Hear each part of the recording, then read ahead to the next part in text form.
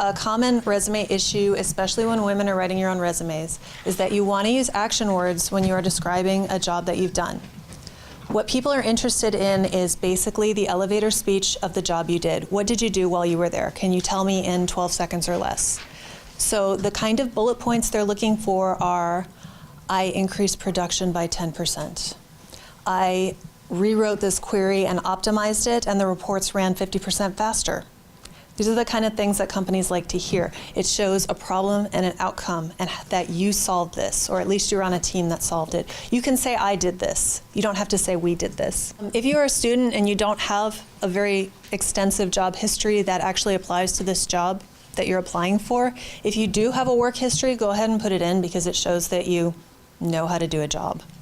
Also, if you've got your senior project or some team exercise that you did in school, describe that exercise. Go ahead and say that you did it in school. That's fine. It shows that you can work on a team, and it shows that you know how to work through a project from beginning to end. That's important. A lot of people just start projects. It's important to show that you can actually follow through and end it. The next thing I wanted to talk about was holes in your resume.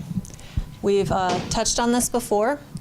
It's something that happens. It's something that you might already have, as opposed to something you need to think about in the future. What can you do to avoid having holes in your resume? Let's say you have a sick parent and you've got to take a year off of work to go take care of them. Anybody ideas on how you might deal with that? What would you put on your resume during that time? Care provider. No. If you know this is coming, you plan for it. Start up a business. If you've got an idea, just start it up and start working on it. Take a class, get a certification, go work on an open source project, get your name on GitHub or SourceForge or whatever that project is on. Show that you're using this time adequately. It doesn't have to be as a job, but all these things can be listed on your resume, and it's not going to look like a hole. Does everybody have a link pulled up for my resume here? Do you see Red Queen Technologies? Guess who's the CEO of Red Queen Technologies? 2002 onward. It's 10 years of job history that shows constant work. Okay? Not all that time is somebody actually paying me, you know, the kind of money that I actually get now. So it's still the job that I've had for a very long time. Go ahead. Should you put months on instead of months instead of dates? Okay. Or just months? I stopped using months a long time ago. The reason I did this is because I work contracting and some of my jobs overlap. If you apply for a full-time position, they don't like that. So if you just put years, they might ask you later what months were it, and you may not remember exactly, and that's okay. If they're going to call that person and ask, that person's going to give them the dates anyway, and they're unlikely to call every single one of your previous jobs and check the dates. That's just, they don't do that. Okay, just 1 second. Go ahead. On dates.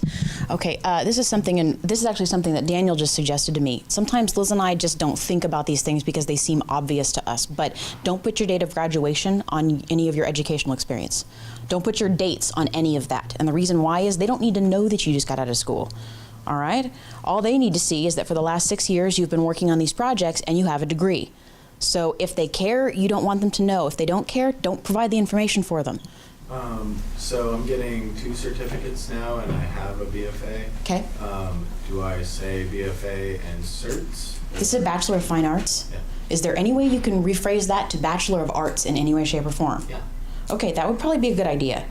Unless you spent your Bachelor's of Fine Arts and you're going into graphic design, or are you going into design? I was a sculpture major. Okay.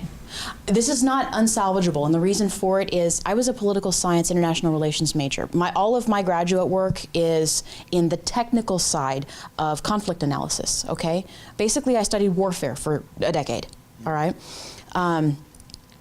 So you simply phrase it differently with what you learned during that period of time, and it should be, this is a period of time where I acquired a bachelor's degree. During this period of time, I learned this, this, this, and this. You don't necessarily need to list down the set of skills that you learned in your bachelor's degree at your degree. You list the set of skills that you acquired during that time period. Does this make sense? When you said don't put your date on your school, what if you're trying to fill like a hole in your time set? I hadn't quite gotten to that part yet. One of the things you can do, okay, this is if you already have a hole. The things that you can do are group by specialty, which Tarah has done on her resume. So especially if you change careers, it's a good idea because it'll draw the eye to your experience in the position that you're actually applying to, even if it wasn't your most recent experience. That's okay. Some of us have to go out and flip burgers for a couple of months because we need to make ends meet until we get our next job. That leaves a hole. Well, you can put that down at the bottom. It's okay. It doesn't have to be a chronological order. And you'll note that I've got a set of bullet points up on top with my title and a whole lot of action words, things like seamlessly integrating multiple site components from database to development to design. This is the executive summary version of my resume, okay? So I've got a long resume now, and it's best to have those bullet points up top because frankly they're not going to do anything other than scan their eyes down to make sure that I've got some work history after this. And I've got a slightly different approach, which is I've got a skills list at the top, which lists out all the skills that I'm comfortable answering questions in. One of the reasons I have that is to make sure everything is on there for when the job scanners go through my resume on monster.com or wherever. Your resume is far less important now than it ever was in terms of the formatting. Most people will never print your resume out. Many people may never even see your resume that you're going to be talking to. What matters is that you have the correct spellings of everything on your resume. If you transpose a letter in HTML5, the database scanner, the query that the person does for keywords isn't going to find you and you're not going to get the job. Okay? That was another point about your resume and bringing it to your interview. If you know you're going to be interviewing with lots of people, bring like 20 copies of it because they're probably not going to have looked at it. Go ahead. What's your question? Oh, you said about years because you were doing, I don't know, you said contractor, freelance work, whatever, they don't like those overlapping jobs. What if you have several of those in 1 year? Do you put them all in that same year? Do you not put them all? Absolutely. Okay, so it's not so much that you're having so many, it's that they don't like the overlapping piece. Right, and that's not the only reason. It also hides a month gap or a 6 month gap. You don't have to necessarily advertise that I worked really hard and I burned myself out and I took a couple of months off. And it doesn't advertise it if you do that. Okay. Yes. An interesting hint from recruiters lately who came to the school. They are looking for not only a skills set, but a recommendation for bulleting system to rank yourself. In other words, if I have an alphabet soup of different technologies, they want to know which ones I think I'm a 5-star in. That way they can better place us, because if everybody has the same letters at the top of their resumes, they have no way to figure out who's going to be specialized in a particular area. That's a really good point. And that's actually when you fill in your information on Monster, I'm not sure about LinkedIn, it asks you to rate how competent you are in each one. And so if you have that list, make sure you're keeping it up to date and you can just copy it over to your resume once you have it. The text-based version of your resume is very important online. At tarahwheeler.com, whackfiles.resume.txt, you'll pull my text-based resume up, and that is intended to hit Google search results. I've gotten 2 solid jobs off of people calling me up and going, I searched Seattle web developer, and lo, there you were with all of this sets of skills, and make my life easy and come work for me. So make it easy on people to find you. I had a question. Yes. I know that a lot of times, like when you submit your resume, there's a computer that scans and looks for keywords. Mm-hmm. I mean, should I put down that I know how to use Microsoft Word, or is it just assumed that people already know how to use like basic Microsoft? What is your field of interest? My field of interest, I'd love to be a project manager. I would say probably Word doesn't. Yeah. Do you know how to use Project? No. I would first suggest learning how to use Project. Okay. Because that's going to be really important as a project manager. It's an expensive product, but if you go take a class, you can get it for the student discount. If you are applying for a position with a company that is not Microsoft-centric, let's say it's an open source, they want somebody who knows Linux, they want somebody who knows Python, they're saying anything but in the request for your resume, send in Word format, don't send it in Word format. Send it in rich text. You can open rich text in any kind of document viewer and it'll open properly. And if they say to send a text-based resume, send them a TXT file. Make your bullet point stars because they're actually asking for that for a reason. They're checking to see if you read it. They're checking to see if you can follow directions. So you saying you typically send a rich text editor? If they ask for a Word document, send them a Word document. If they don't specify, then send them an RTF, because everybody can open an RTF, whether they've got Open Office or Office. You may note that OSSD is at the end of the resume that I sent out here. That means Open Source Software Developer, as opposed to the MSD that's attached to the other version of my resume. Okay? Which I'm sure you can figure out. At Microsoft, assume that they want it in doc format. Send it only in doc format. Just assume if it's MS, that's what it is. That doesn't necessarily count for the recruiters. So, but if somebody at Microsoft requests your resume, do them a favor and pay them a compliment and send it in doc format. Do not send it in Open Office format. Don't ask me how I know Open that. Office stuff in Microsoft in Word? You can open it if it's been saved as a doc file, but not as an ODT file. Then you have to convert, which is a pain. And if you do that, make sure you have a copy of Word so you can check what it looks like, because sometimes the conversion doesn't go very well. Well, you can save it as doc, but it's You're going okay. to go that far, not having a live email or Hotmail. I was going to say, I almost always send it in PDF format because it saves the format and Word can change depending on how they open it, but you're right, if it's Yeah. Microsoft, you have to send it. Also, if you send a PDF to somebody who uses a computer scanner because somebody at HR got your resume, it may not be able to scan it. Go ahead. But it was the same. Oh. PDF was just more across. Okay.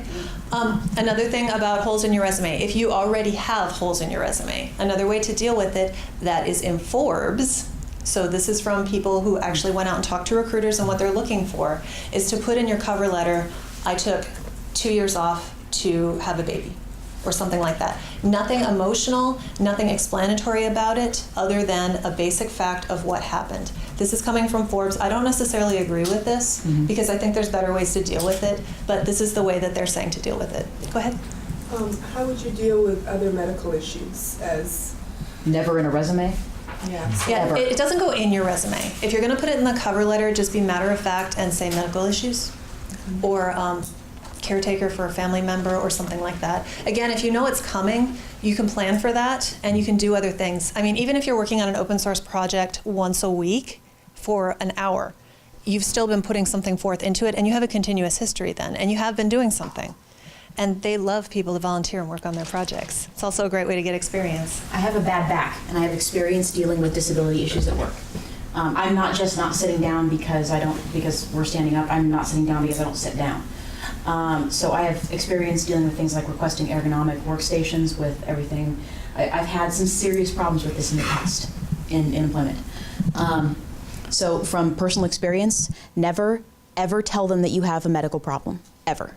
First, they can't request information about it. They can't say, do you have any medical issues that mean that you wouldn't be able to work here? When they say, is there any reason that our current setup doesn't work for you? What you say is no, because you can always figure out your own situation. You can always get yourself set up with a yoga ball, or I work on a yoga ball most of the time. I sit down, kind of weirdly, getting up on a yoga ball, or I stand and work at a standing desk. If you admit to having any kind of medical issues or medical problems, you will not be hired. And it will not be because you have medical problems. It'll be because you weren't a good fit for the team. Okay?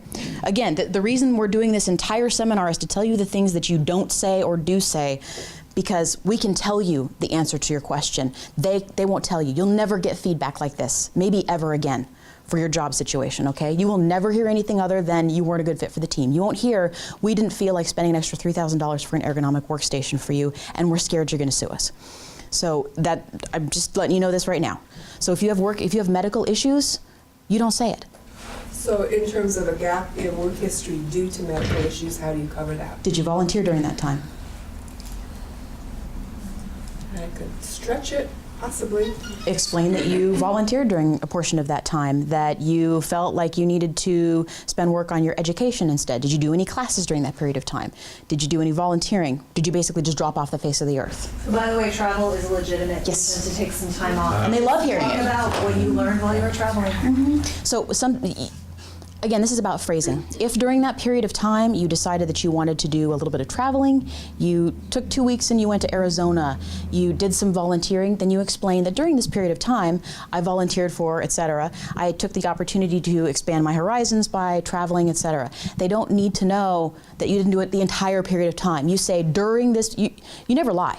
Never ever lie. We're never ever going to advocate that you lie. We are going to advertise or advocate that you phrase it carefully to ensure that you not only don't lie, but present yourself in the best possible light. During the period of time that you see here in the blank, if you even need to address it, if I were you, I'd leave it alone and just let them ask about it. So Liz and I totally agree here. Don't ever say anything about that period of time. If you're female, they'll assume it's because of childbirth and that you just don't want to bring it up, so that's cool. Better childbirth than medical issues. They'll still hire somebody who had a baby. They won't hire somebody who has a problem with a work situation where there's going to be difficulties, okay? So again, they would never tell you this is the reason you didn't get hired, but it's the reason you didn't get hired, okay? I was going to mention, you mentioned the medical thing. Advice too, I would recommend never putting it in the future tense as well. In other words, don't mention family planning, don't mention your family at all, don't mention any medical issues. Unless you're Marissa Mayer and you're already out to hear it. Yeah. Never say a word. Speaking of which, and this is an aside from the resume issue, it is illegal for them to ask you if you're planning on having children in the near future, because that is a medical issue. That doesn't mean they're not going to ask. That's right. If someone does ask you that question, you've got a plan for how you're going to deal with it. And the best way to deal with it is to just say, I haven't decided yet. And Unless you are absolutely sure. It's because you don't want to lie. I mean, if you're trying right now, it's none of their business, really, and they can't ask anyway. So I'm not necessarily saying lie, but things are in flux right now. We don't know. Something like that is totally appropriate. I was going to respond to that one a little bit too. The childbirth thing and whether or not you're planning on having kids. I've never had anybody with the audacity to ask me a question like that, but I have had people try to elicit the information, and sometimes they're very good at it, just like a negotiator and an interrogator. They may say, absolutely, I absolutely love this job and the flexibility that it involves. My kids are totally fine with it. You know, I mean, I don't know what your situation is, but I'm really great with the flexibility. Do you think that flexibility here is going to be an important part of your decision to, et cetera? So that's what you're going to hear, and you're going to say to, what is an answer that you're going to give to that question? You're going to say, you know, I've got to be honest with you, I was really more looking at the fact that you are starting to use these new technologies that's more appealing to me. I mean, seriously, take a look at the set of new technologies that you're developing in this set over here. I took a look at it on your webpage over here, all the way over. Change the subject. Change the subject. Get it away from the family, get it away from medical issues, never talk about them. But change the subject as fast as you can. Find something else that you need to be excited about instead of the flexibility, flex time, telecommuting. Don't ask about any of these things yet. Dog care. Also, we don't have, sorry, just one second. We don't have anyone here with an obvious disability, but as far as not bringing things up in the interview, if you are blind and need a screen reader, bring your laptop with you. If you have a wheelchair and need the area to be accessible, that does not go on your resume or cover letter. When HR calls you, you let them know, HR, not the person who's interviewing you.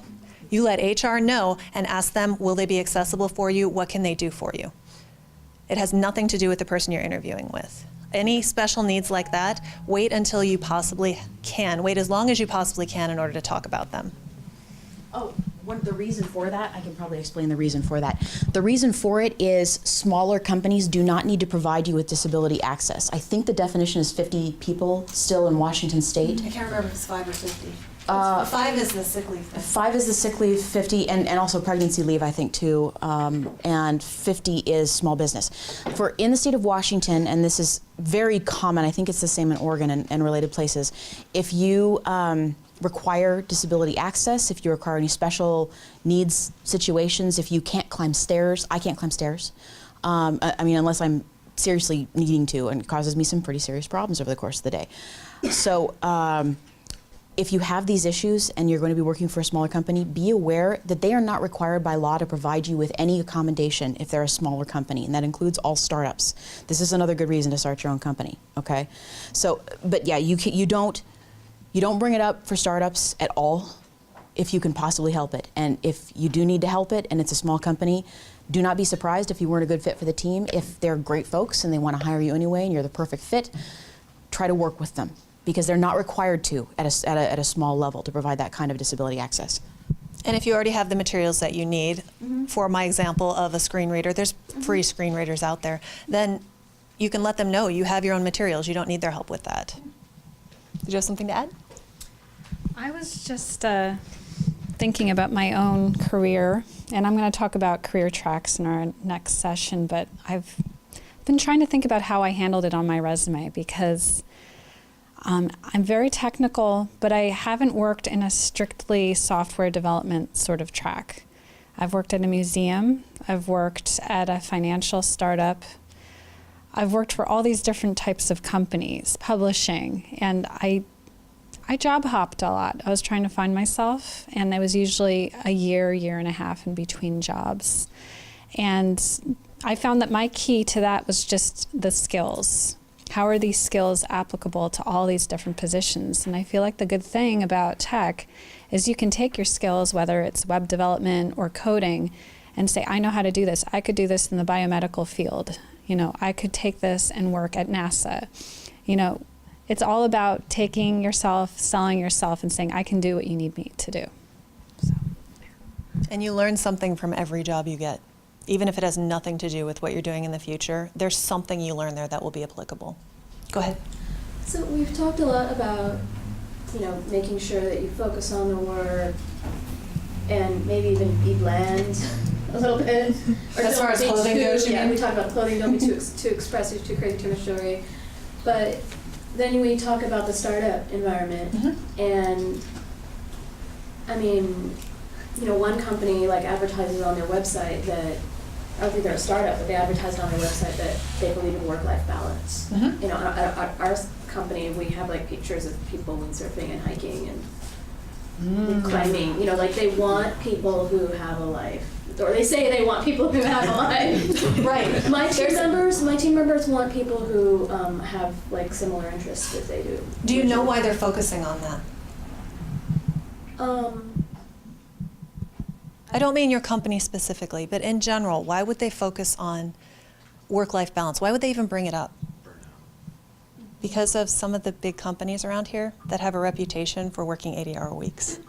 They're competing with the big companies.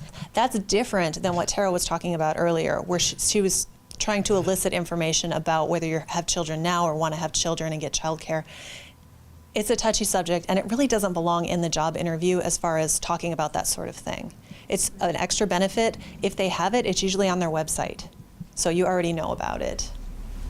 On the resume, you don't have any section for interests or hobbies, which that's my preference.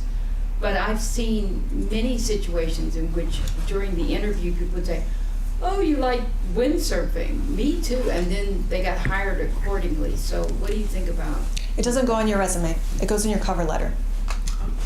Also respond to it. Socially stalk all of the people that you will be interviewing with. Not joking. LinkedIn and Facebook. Names. Yes, and that's actually probably not going to be too hard to do. LinkedIn and Facebook and Twitter are excellent sources of information. If you can get names on these people, then you find out what their interests are. Don't be fake. Don't be cheesy. But if your interviewer windsurfs and you do too, use it. Okay? Stalk the hell out of them. Find out every technology they know. What's that? Don't sign into LinkedIn when you're searching them on LinkedIn. Yes, don't do that. No. Don't do that. It'll show up on the side that such and such feed you're putting out. Yeah, They'll click you're and right. go, oh, this person's That's a good point. I don't recall knowing who I was going to interview with. Sometimes you do and sometimes you don't. If it's a startup, they're probably going to have bios of all the people that work at the company, and there'll probably be 5 or so. Okay. Check the About page on the company's website. I just want to bring up a subtle story I read about once. It was for a software developer who was interviewing, and he played acoustic guitar. And when you play acoustic guitar, you tend to have longer fingernails on one hand than on the other. He decided to not trim the fingernails because then he wouldn't be able to play. He wants to play, the classical way like this. And it turned out that his interviewer also played classical guitar and hired him because he felt that in order to learn to play that way, you needed certain sort of skills and you had to have a certain sort of personality, and he really liked that. So that's an example of something where, that's not really normal, but it actually wound up helping him out. Be yourself. If you really identify with something, go with it. And this is who I am, If they ask you about something that's a little odd about yourself, tell them. It might not hurt you. I was just going to say, as a guy who's hired people, and you already know this, I will Google you off your resume as well. Oh, yes, Yeah. absolutely. Can you say that again? I'm sorry. As a guy who's hired people, and we Google applicants. Like as soon as your resume comes in, your name's going into the Google search, and I'm finding your Facebook and your LinkedIn and all your social stuff. and I am a ninja at it. So you've heard it a billion times, but if there's anything that you don't want your potential employers to see, don't put it on the internet. That is absolutely true. You have control over that to a degree. Yeah. You can't control everything. You But know, if with you've Facebook, got, they change yeah. the privacy stuff every 4 days, so you have no idea what's happening. Facebook keeps changing what is private and isn't private. So the best thing to do is to just not post things that you want to keep private. If you have a public Facebook profile, all your pictures are probably public. If you've got drunken pictures on there, you might want to take those down. They might be cached too. I mean, it might be that you can't actually take them down. But if you know that that's going to happen, be prepared for that. So I recently went off of Facebook. So does that count against me? Are you going to try to get a job at Facebook? No, I want to get a job at Amazon. I don't know how Amazon feels about it. I think that in general, if you just don't have an account, it's probably fine. I also think if you're going to delete your Facebook account, use one of those Facebook deleter things, the tools that are out there, because it'll actually go through and delete all your posts and all your pictures and then delete your account. Because when you delete your account, how deleted is it? Well, it's disabled. Correct. Then it's still there. It's So still after I searchable. get a job, I enable. And That's actually looking kind of bad to me, honestly. Have you tried searching that and seeing how it looks up or how it shows up? well, I had everything set to private. It was just I wanted to focus on other things and not have it as a distraction. I actually just read an article about this very subject, and a lot of companies view people who don't have Facebook accounts as being antisocial. And Twitter too. Right, that's what I thought. So I would encourage you to clean up your current account. It's as much as clean. you If it's can. private, just- you're probably fine. Yeah. Yeah, private's fine. Also Not be there. aware, there is a new trend amongst companies to ask for your username and password. In my opinion, Don't do it. if someone asks you for that, you don't want to work for that company No. because it is none of their business. It is illegal in California now to ask you for this. It is not illegal in Washington. Like if you search for someone, if you've put that on there, they know. Right. If you blog about it under your real name, then yeah. If it's searchable back to you, just go ahead and search yourself and see what's available and see if you're uncomfortable with any of it. And if you are, see what you can do about getting rid of it. You may not be able to, but you should be aware that it's there. And if you're applying at Microsoft, use Bing too. Does it matter the number of friends on Facebook? I doubt No. it. What they're looking for is proof that you are someone who would make their company look bad. That's really what they're after. If you have a bunch of drunken pictures up there, if you show that you're a stoner in your Facebook pictures, that might make it harder to get a job. It might make it easier to get a job at some companies, but in general, you probably don't want to be putting across that image. The number of friends might matter if you were going into marketing and they wanted to know that you had That's a ton true. of contacts, but if you're applying for this type of position. LinkedIn is probably a better argument for that Yeah, than Facebook is, though. Recently, there's tools like Reputation Defender, where you can pay a third party to help you keep your record clean. And they're not the only one, but remember that that's becoming common now because of these kind of problems. Something that Liz has already mentioned is the GitHub as resume thing, I think. Okay. We need to go over this too because this is a combined offensive here to make your image look better online. The number one results for me are my blog and Lady Coders and my personal website. And the reason why is basically on any search, it's going to pull up the one that has the most results and the most relevance, not just the most searches. So unless you have done something deeply stupid and gotten yourself involved in a viral video where, I don't know, you're one of those kids doing frat tricks or something like that, you can set this up by making sure that you have a blog which you should be a professional blog of some kind out there. So if you are a developer and you are asserting that you write code, you better have some code up online. Okay, I do a lot of tips, tricks, and tutorials on my blog, which means that one of the top results for me online, and they don't tend to go past 3 or 4 pages on a Google search anyway, but the top results for me are me helping people learn about my field. This is awesome when it comes to most people and most interviewers, okay? My Twitter account pops, the Lady Coders thing pops hugely now, but not just code. You need to show that you're doing something with it. The GitHub result that you have should be under your own name. Don't hide the good stuff that you do online because you need it to show up at the top. This combines the reputation thing and will also have the effect of pushing any negative results lower in search rankings. Okay? Next, we're going to talk about your personal brand. you have a personal brand, and that's actually what we've been talking about. That is your online reputation, and you want it to be a good reputation. One of the things that women can sometimes run into are name changes. So how do you deal with a name change? I've gone through this twice, once before I was a coder and once after, and it is a pain.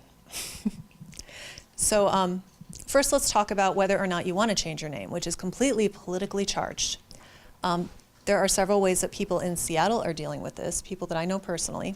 One is hyphenation. One is what Tarah did, which was to just add the new last name onto her old one. Some people make up a new last name, and both of them use it. The important thing to remember about this is to make sure the name on your resume is the name on your Social Security card. Because when you go in that first day of work, they're going to copy down your Social Security card to show that you can legally work in this country. And if those names don't match, you've got a problem. Another problem is if the name on your resume does not match the name on your diploma. So if you've changed your name and your old last name is no longer there, what you can do is put your name in parentheses, the name that you're no longer using in parentheses. This is also useful when you're in the process of changing your name, because then whatever you use matches. Whoever they call from your old job, they're going to know who they're talking about. Also make sure that any references you put, any references you give out, are aware of the name you're currently using, so that when they call, they won't be like, who? I don't know who that is. That's a bad thing. So, I'm sorry, you're saying on the resume, put your nickname, because I go by Sandy, or people know me as Sandy, so on the resume I put in parentheses my nickname between my first name and my last name. I'm talking about your former last name, not your first name. On your resume itself, put the name on your diploma as far as your formal name, because when they call you to talk to you, they're going to ask you what you go by most of the time. I am always asked that. My full name is Elizabeth, though, and there's like 12 nicknames for that. And I don't know if this is in your bullet points. We were just talking about Googling yourself. I changed my name when I got married, and all the work I did under my maiden name in college, all the research projects, all the academic papers, it's as if they never happened if someone Googles me. So I either have to refer to them in my resume or my cover letter or in some other way.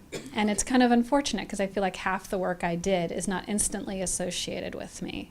And there's no way I can go back to the ACM and say, can you change this? So, yeah. Yes, I've also got a publication under my name because I was on a team that worked on it.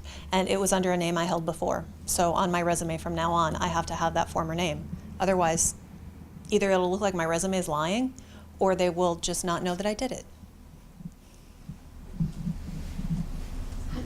Can I ask something? This isn't a whole, but we get a lot of students who come back to school and are transitioning to a new career.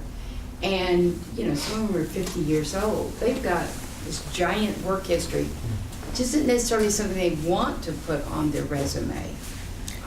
It depends. Yeah. There's a couple different situations here where you kind of have to. I am one of those positions because I want to be available for positions that might offer a clearance, and I've held a top secret clearance in the past. That means I've got to put my military job on there, which means I've got to track all the way back. If you've done a bunch of work and you want the stuff at the very beginning to show, you pretty much have to show a consistent history. A side note to that is the one-page resume has nothing to do with tech. No, we job hop way too much. Sometimes it's the only way to get a pay raise is to go switch jobs. So it doesn't make sense to try and confine that to one page. If you are older and want to cover that up for some reason because you are fairly new to the field, it's okay to shorten your work history. But be prepared for if they ask you, did you really start working at this time? Because when you show up, it's going to be obvious that you left stuff off. So just anything you do like that where you're altering your history, make sure you're prepared for questions because it's going to be noticeable to some people and not to others. Mm-hmm. Now, it's recommended that you do no longer than 10 years, typically no more than 10 years work history. I still stand by if you have to show something from the beginning, you want to show a consistent history. Now, what you could do is say from this year to this year, I was in this industry, and then give a few bullet points on that. So that's an option, and they may ask questions about that. But like I said before, no matter what you've done, no matter what kind of jobs you've held in the past, you're carrying something over from that experience into what you're doing now. So don't dismiss that. It's not useless. I've contracted for so many different companies. I know about traffic management now. So, that's not very useful. So I don't list those as bullet points, but there's other things I learned during that time that are useful. So pick through and find the things that might apply in the future and put that stuff on there, because they're not interested in things that don't apply at all. They're interested in the experience you've gained. Okay. So now after you have sent in your resume and they have asked you if you are ready to do an interview, the first thing you should do is go search their company website and dig through it and gain as much information about that company as you possibly can. This is harder to do with the big companies, except when it comes to benefits. But with a small company, you're going to get a really good idea of the people who work there, the kind of environment it is, just by looking at their website, with the exception of stealth startups, who just have one page. Yes? There's an interesting website that I recently found and signed up for. It's called Glassdoor, and allows you to kind of look at other people's comments about places that they've worked and average salaries and. That's Glassdoor. Why don't you write it on the board? So the reason you're doing this research on that company is because every time you do an interview, it's going to either start or end with, so what questions do you have about our company? And you need to have some questions. And if you're aware of the projects that they're working on, you can ask them about the projects they're working on. I see that you're working on this, and I was wondering if you were interested in expanding out into this area too.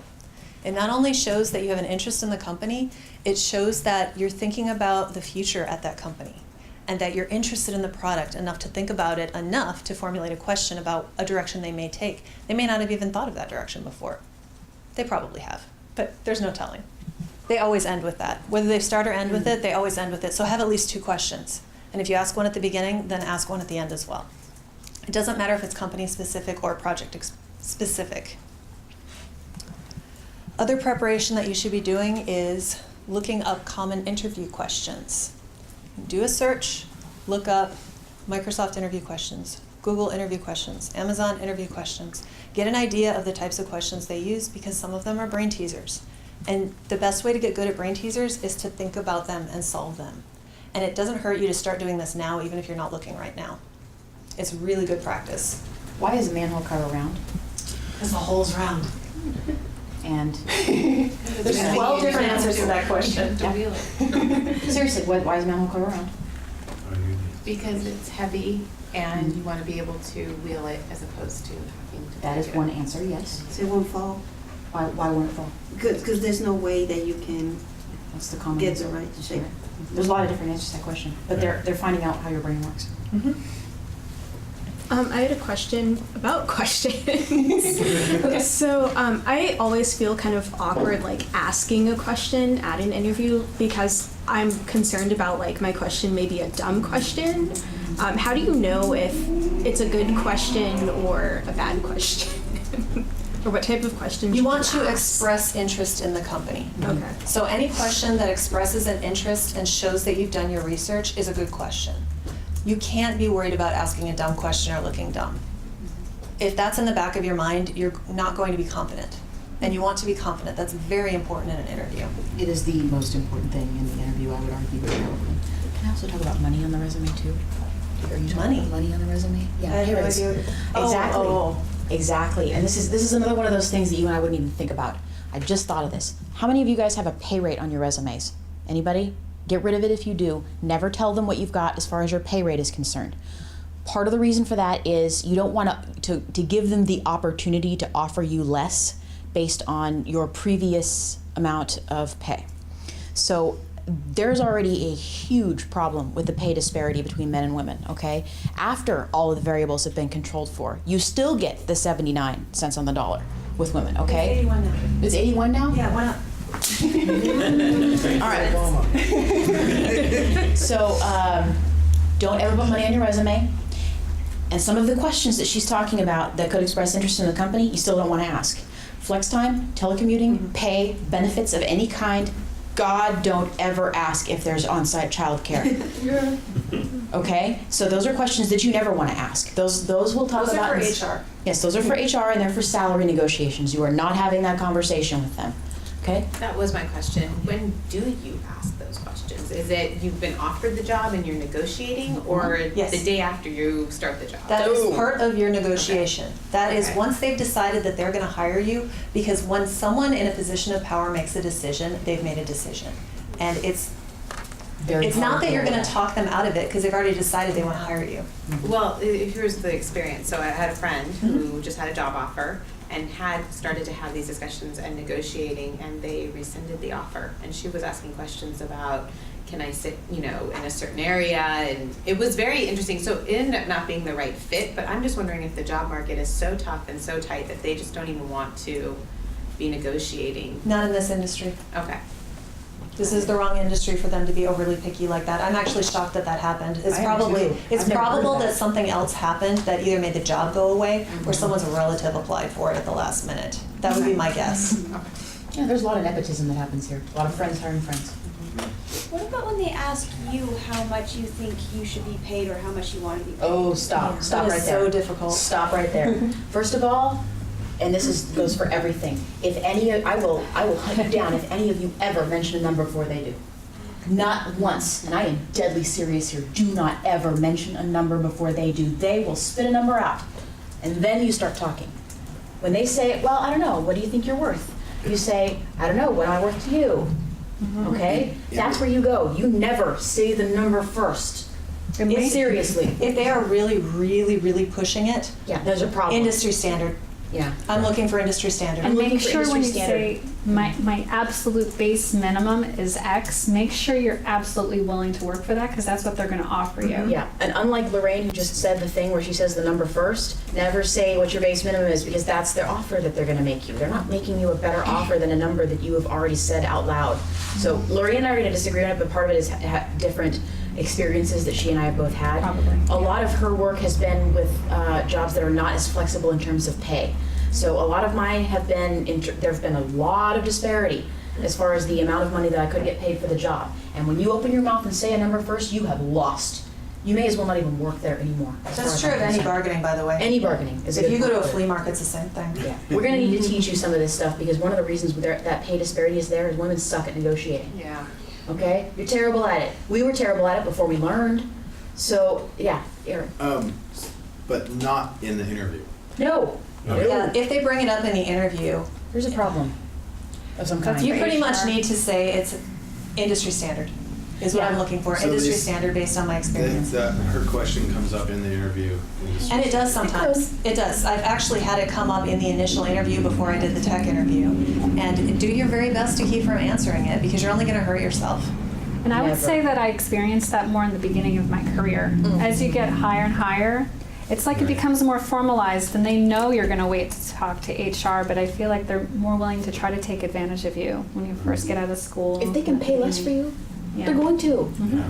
It's not their job to fix the gender income gap here. It's their job to pay you as little as possible for as good work as possible. That's how they make more money. Yes.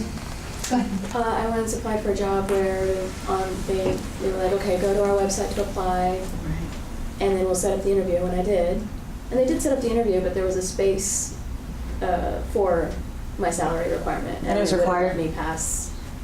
I would have put all Unless you zeros. fill I would put all zeros. Yeah. Either put all I zeros tried or it put all. $1 million. Wow.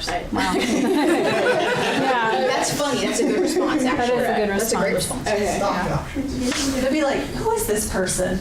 Right. Or they'll forget about it, but they're trying to screw you over before you even get started already. It's just a filtering mechanism. Maybe they have some sort of script set up. If it's over 50,000, they'll throw it out, and they might throw out $1 million. I don't know, but But then you don't want to deal with exactly. them anyway.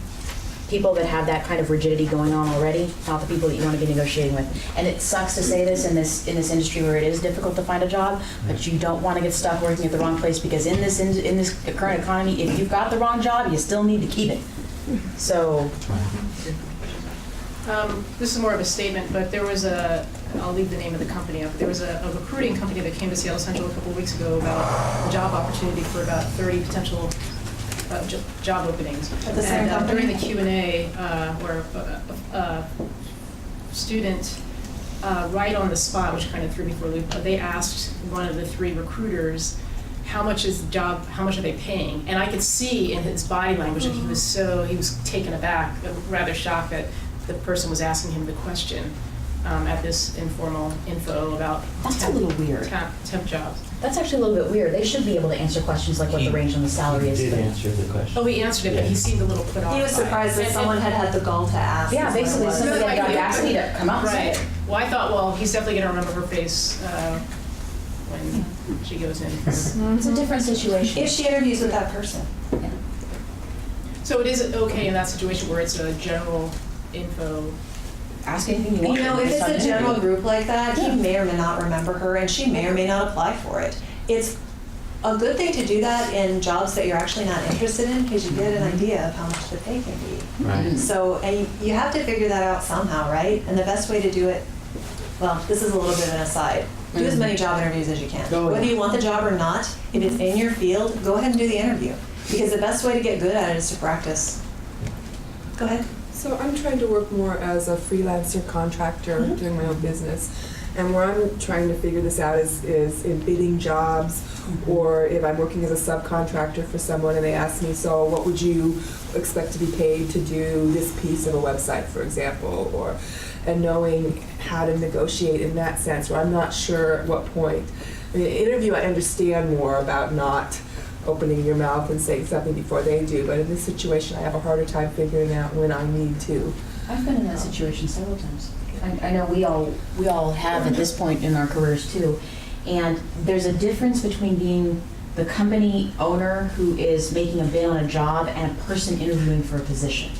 So you, as somebody who is making a bid on a job, are you bidding for your contractors, the ones that you're hiring to do the job? I mean, are you the company owner at this point? I'm in both positions. So I've gotten a position recently as a contractor freelancer for a plastic surgeon, and it came up, and I don't think I did it right. It worked out okay, but I was very uncomfortable when they asked me, so what do you expect to get paid? Why were you uncomfortable? Because it was a new situation and I wasn't sure how I was supposed to handle it.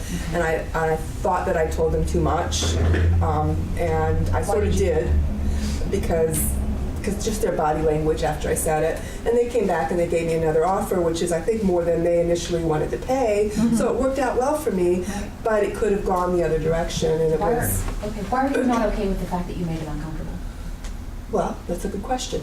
You shouldn't make them uncomfortable. Okay. If you're not pushing them to pay you more than they want to, then you're not doing your job as a negotiator. It's a negotiation. The top number you give, don't expect to get that. When you give that number back, well, I've gotten it once. But it's because I did my research and gave point-by-point reasons, and I was applying for a government job. And that's a different situation. Government positions are a little different. If you can actually give justification for things. But generally speaking, government jobs, you're going to get what they're going to pay you, and that's about it. And you're there for the benefits. yeah, generally speaking, in a negotiation, they give you the first number, you go up, I don't know, 10 or 20%, and you're going to end up somewhere in the middle. You don't actually expect to get that top number. Yeah, and if you do, you didn't ask for enough. So Liz didn't ask for enough, basically. In a government situation, Probably it's a not little in that different. situation, I don't know. Yeah, but What I did actually was go to salary.com and look up the average salary with my experience and ask for that. And I actually said that. Part of the problem I was having at the time was I was moving here from Louisiana. Cost of living here is almost twice what I was making. So I asked for that. I went and did my research. I made point by point exactly why, where I looked it up, how I'd gotten this information, what my living expenses were going to be when I got there, and I got it. I think we're going to cover more of salary negotiation later because this is a way bigger topic than we got for make this. sure that we talk about that specifically. We're going to because that's an important point. How do you do that? And it's not just that, it's the fact that women tend to be people pleasers. So part of the reason we suck at salary negotiations is we're trying to avoid that wince that the person gave. You don't want to avoid that wince. You want to like kill for that wince. Embrace Because it. you started that. Absolutely. You are there to make them uncomfortable. Get over the notion that you need to make Because them happy. even if you get paid a lot, they're still going to try to make you do whatever they can to get more work out of you for For free. less money. Yeah. Exactly. So you are there to try to make them uncomfortable. If you're not making them uncomfortable, you're asking for too little money. Period. But we're going to talk way more about this later on. I had a question about filling out job applications online. Sometimes they will ask you your previous salaries for jobs, what should you fill in? 0.00000 No, but Same it won't let you unless you put in a numeric. 0.00000. And honestly, what I would say is there's so many companies that do that. I try to just avoid anything like that, and I would try It's becoming networking more better. unusual than it used to be. It used to be they all did that. It's not as common anymore. But yeah, especially if you're switching fields, it has nothing to do with anything. They're just trying to get an idea of how little they can give you. They probably offer you a couple thousand more. Okay, so we were talking about common interview questions, and I was talking about Googling the brain teasers that are out there. What are other common questions that get asked? This is actually on your reading material. So you tell me, what are other common questions that get asked? What's your biggest weakness?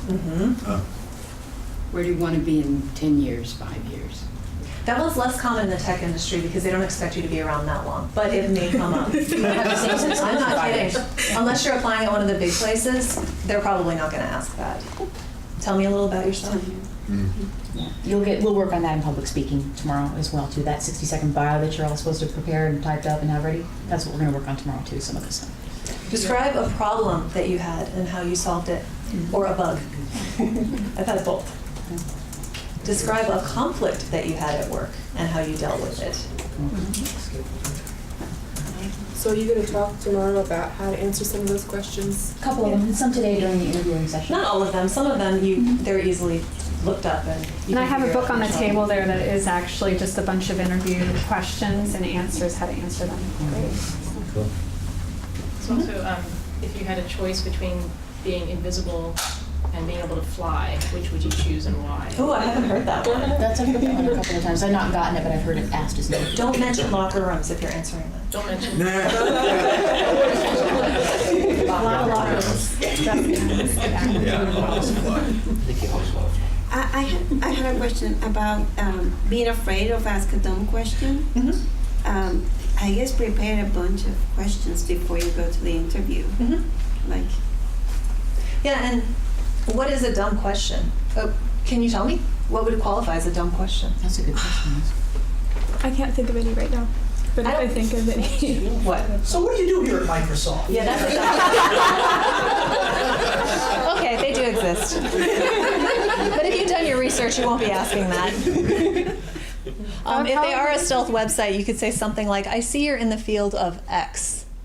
Could you tell me a little about that? And hopefully they're going to do that anyway and introduce themselves in the interview. They might have you sign an NDA first. If you sign an NDA, take it seriously. Back to the privacy stuff we talked about earlier and Googleable stuff. I've actually, in my resume that I've put out for you guys, which you don't have yet, I put a fake address. I put a fake phone number. I put my real email because it's the Lady Coder's email. And I obfuscated the names of the companies that I've worked at in the past because I signed NDAs with them and I'm not entirely clear on if I'm allowed to talk about working with them for 5 years. And I have my Google phone number and a P.O. box number that is masked as a suite number on my resume. You can't actually reach my home with that address. I am paranoid about privacy. My Facebook account is locked down. My LinkedIn, not LinkedIn, is locked down. My Twitter account was private up until this year when I actually started using it. I created one with my username and kept it private. But now that I see that that's actually a point of interest in some companies, I've opened it up. I just don't talk about things that I don't want them to see me talking about. My Facebook account is completely open, as I have assumed at this point that any information is going to get to whoever I don't want it to get to, which means that now I treat it as a public profile and I friend anybody. I just never put anything personal on it. I don't care who it is. My current point of interest in looking for work is open source companies, and a lot of people at open source companies are against Facebook. That's one of the reasons I'm okay with leaving it locked down in private. Question? On your resume, is it okay just to put the city? Is it, No, put your address on the resume. Put your full address? Okay. Otherwise it looks like you're trying to hide something. I'm talking about for this purpose. Yeah. For this thing. And for part of the having this reason for online. that is some of the problems we've had online on Twitter and all that. Yeah, We're a no, I little concerned about. understand. You don't want those people getting your address. And don't have it on the one that's available online. I want to make that a was quick my point question. about addresses. I don't know if any of you have ever tried to apply to a job in a different state while you're currently living in another one. I've done that before, and I made the unfortunate realization that it's very important to have an address where you're applying to a job, unless you are a superstar, like you have name brand recognition, or you went to maybe an Ivy League school and they just say we want Stanford grads or something like that. Once I changed my address to my Seattle address, I started getting interviews. Before that, I didn't get any. They don't want to pay your moving expenses, and in some cases, they may be required to. Yes, if you leave your address off your resume and you're applying for jobs in another city, and you, first off, don't lie. No. Don't say you're in that city if you're not in that city, because if they ask you for a job interview tomorrow, you're not going to be able to do it. If they ask you, are you willing to move here? You were already planning on moving there. Otherwise, why would you have been looking there in the first place? Unless it's a telecommuting job. If it's listed as a telecommuting job, you're fine. Just make sure that you're willing to work the hours that they're asking for. And if your answer is not, I was already planning on moving there, then they want to know why you're so desperate that you're applying outside your current city. Did you already sour the well where you were? Also, if you are applying in San Francisco, if you don't have a local phone number, they're not going to contact you. Pretty much without fail. There's a lot of coders in San Francisco. So if you're planning on moving there, move there.